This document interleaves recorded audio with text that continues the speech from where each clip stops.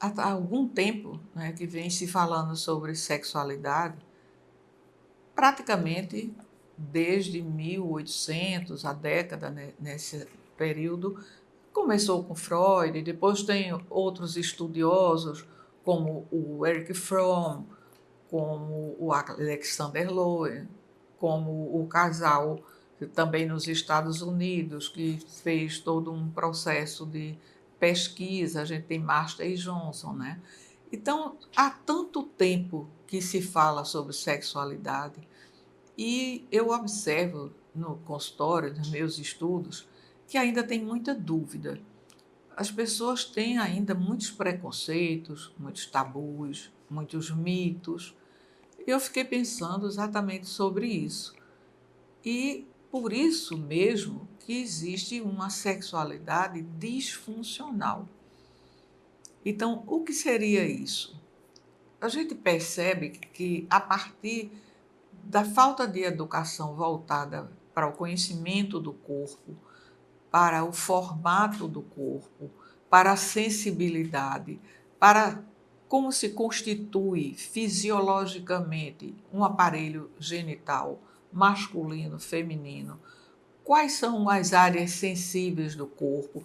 Tudo isso faz com que cada vez mais as pessoas fiquem em dúvida e elas fiquem criando e às vezes até pesquisando umas com as outras ou buscando inovar de uma maneira criativa própria de cada um, o que não é uma dificuldade, inovar e ser criativo, mas só que as pessoas não têm uma base de conhecimento.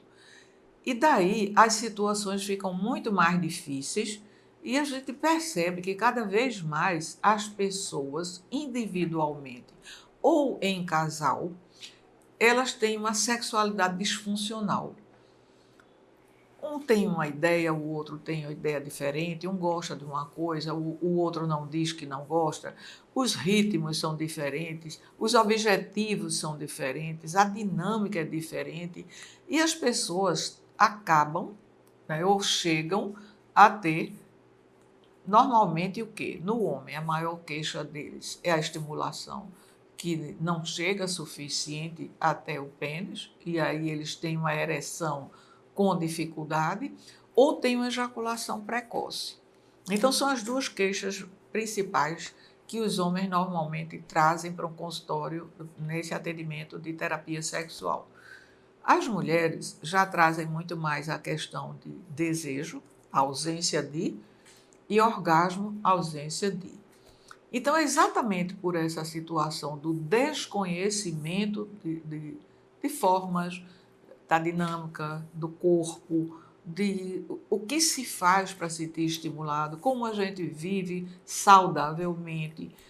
E as pessoas não se preocupam muito com isso porque elas têm uma noção de que o sexo é genital. Então, ainda é muito forte na nossa cultura essa concepção. Então, considerando que o sexo é genital, as pessoas não se preocupam de entender que tem um corpo que se erotiza, tem um corpo inteiro que é orgástico. E, no entanto, as pessoas se preocupam só com a área, em função do corpo, muito reduzida. Eu até coloco assim, 10% do corpo, porque 90% muitas vezes fica abandonado ou desprestigiado, a gente poderia dizer assim. Porque a questão dos estímulos, primeiro a pessoa precisa ter isso em mente, estar desejando, se excitar com a presença do outro, com o próprio ambiente, com as ideias, com o que pretende fazer junto, e depois ter a realização. Pode ou não chegar no ápice, que é o que a gente pode chamar de orgasmo, ou não.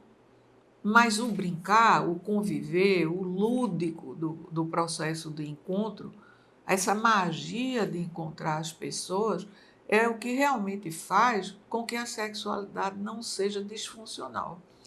Então, muitas vezes, as queixas que vêm ao consultório, elas não são queixas orgânicas puramente, porque emoção é orgânico. Então, a gente pode dizer, elas não são puramente orgânicas, ou seja, uma dificuldade de sensações, uma possibilidade de dizer há alguma dificuldade ou algum transtorno ou alguma malformação genital, tanto do homem como da mulher.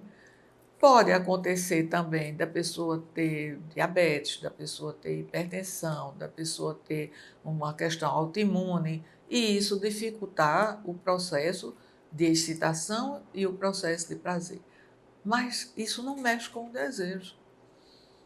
O desejo é puramente psíquico, é puramente mental. E as pessoas imaginam que o desejo está em olhar um corpo bonito, está em olhar linhas torneadas, está em olhar uma lingerie. E eu não estou dizendo que isso não é interessante, que isso não complementa, mas isso não é o que provoca o desejo. Porque, na verdade, quando a pessoa olha para esses estereótipos que a cultura traz, a sociedade traz, a publicidade traz, quando as pessoas só estão olhando para esse tipo de estímulo, vamos colocar assim, elas estão pensando só em genital. Então, nesse momento, as faltas, as chamadas falhas no processo e até falhas no desempenho, não gostei, ficou fraco, não senti nada, a pessoa não se comunica bem. Então, a gente percebe que muitas dessas disfunções, elas são muito mais de ordem psíquica do que de ordem orgânica. E, por falar em disfunção, a gente precisa ver o que é que está conduzindo esse processo educacional, que, como eu coloquei no início, está muito ligado a mitos, tabus e preconceitos. Eu vou trazer alguns para vocês.